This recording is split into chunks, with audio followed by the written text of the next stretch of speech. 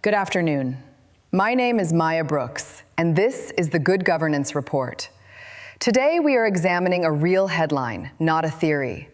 In 2023, Tennessee approved approximately $1.26 billion in public funding toward a new stadium for the Tennessee Titans.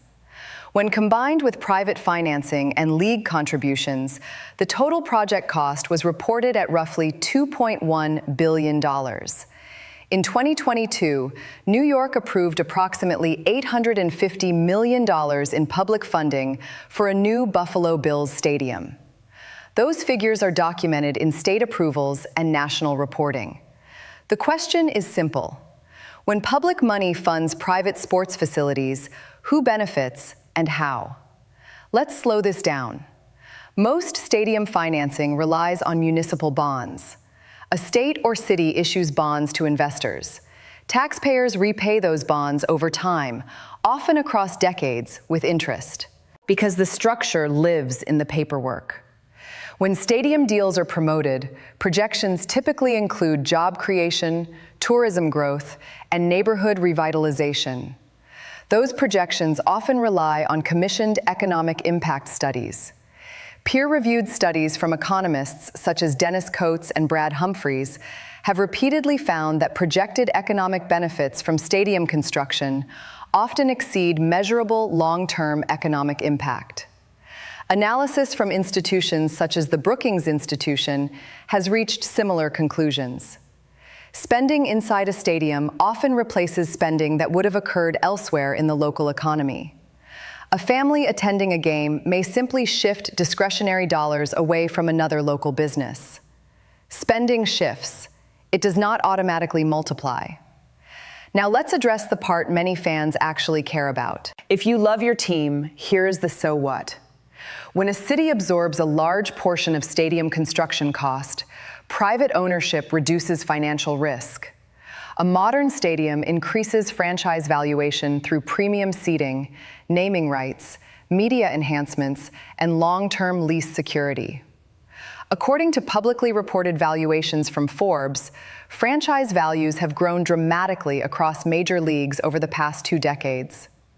When public funds reduce capital burden and the team's valuation rises, that appreciation largely benefits private ownership. That increase rarely flows back into a city's general fund in proportion to the public contribution. We are not just fans, we are unintentional investors. That does not make the deal automatically bad. It does mean citizens should understand the return profile. This is not anti-sports. I love sports. Sports create identity. They build community memory. They generate civic pride. But cultural value and financial return are different categories. As of 2026, many adjacent development promises tied to large stadium projects remain in early construction phases. Some are progressing, others are still unfolding. That reinforces a key point. Causation is complex. You may hear that without public financing, teams would relocate. Relocation leverage is real.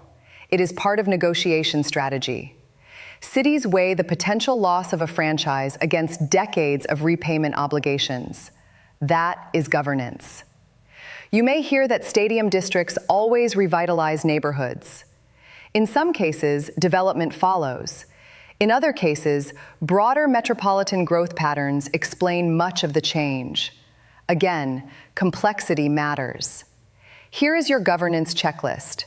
Read the bond proposal before supporting a referendum. Review independent economic research, not only consultant reports commissioned by interested parties. Calculate total repayment over the life of the bond, including interest. Compare the public contribution to projected tax recapture. Overlay that against franchise valuation growth over the same period. When I reference filings, I want you to see them. When I reference valuations, I want you to see the chart. Do not rely on summaries. Read the primary documents. We are not here to tell you what to think. We are here to show you what to read. Review the publicly available state budget approvals for the Titans and Bills stadium deals. Examine peer-reviewed economic research on stadium subsidies.